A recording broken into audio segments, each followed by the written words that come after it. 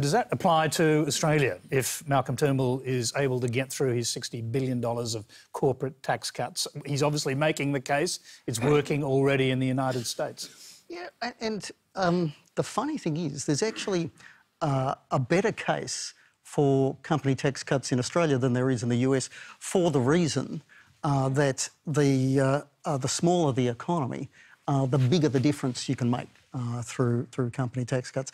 Now, that's not really, I suspect, what you guys think. So just give me, bear with me.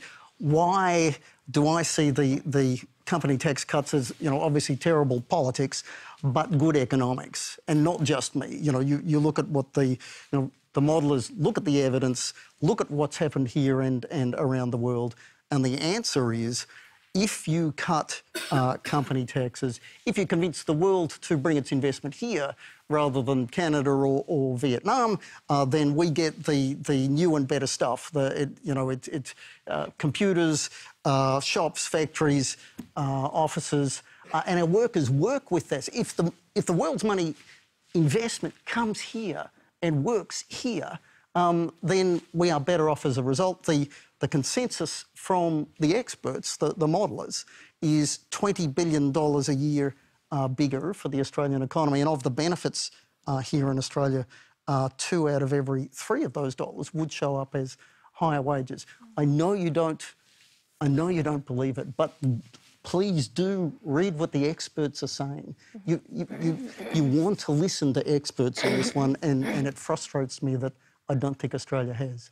Sally McManus, are you listening to the experts like Chris Richardson, and will the corporate tax cuts increase employment and wages? Let's just look at the evidence. So for the last 10 years in the UK, they've been cutting company tax rates. They've been doing that for 10 years. And wages haven't gone up, they've actually gone backwards. That's what's happened over that period of time. Let's talk about Walmart. The people who own Walmart are so incredibly rich, people like us can't even imagine how much money they've got. And essentially they've just decided to throw a few crumbs to their workers who rely on food stamps to survive, who are living in poverty. And so if you think about what is the issue with trickle-down economics, it basically depends on those people who get the money to decide at some point, hey, I've got enough yachts, I've got enough wealth, and I'm going to start sharing it. It actually doesn't work like that. They don't decide they're just going to share it. We need strong rules to make sure that they do.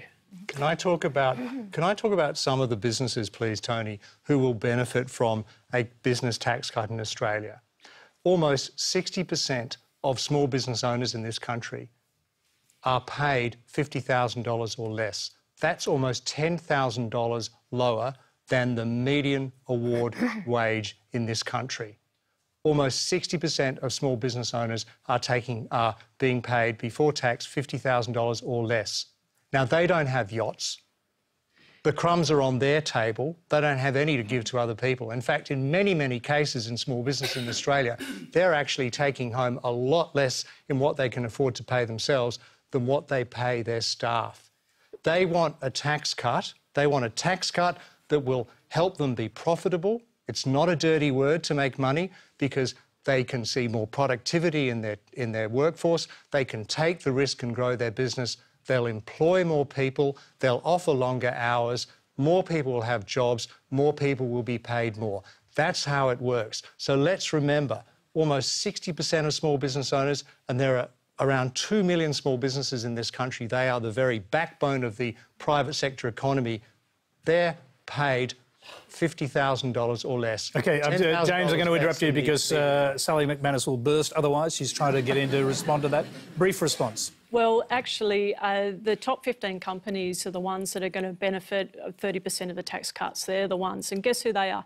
They're the big banks and their mining companies. They're the ones who are going to really benefit from the company tax cuts, not so much the small businesses you were talking about. I'll quickly go back to our question of Peter Vello has his hand up. Go ahead. I just wonder about the mathematics of the situation, though, because you just have to ask yourself, what company is in a better position to pay its workers more wages? Is it a company that's making a profit, or a company that had all its profits taxed away by the government? Profits are up at 20%. So profits are 20% and wages are 2%. There's something wrong. It's not been shared fairly at the moment. Tony, I reckon we can do a Q&A deal here.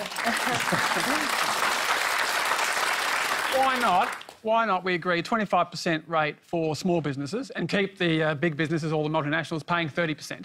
You'll be happy for your small business and all the multinationals, and because we are an oligopoly economy, there's all these huge companies and we're very foreign owned. So Bill Shorten's got a good point about why give all these multinationals a tax cut, and you can run that politically, but what about 25% for the battling, Jim's main franchisee? Sally, that's a fair deal. Or just fix the personal tax rates where most of them pay tax anyway. That is, well, we're going to go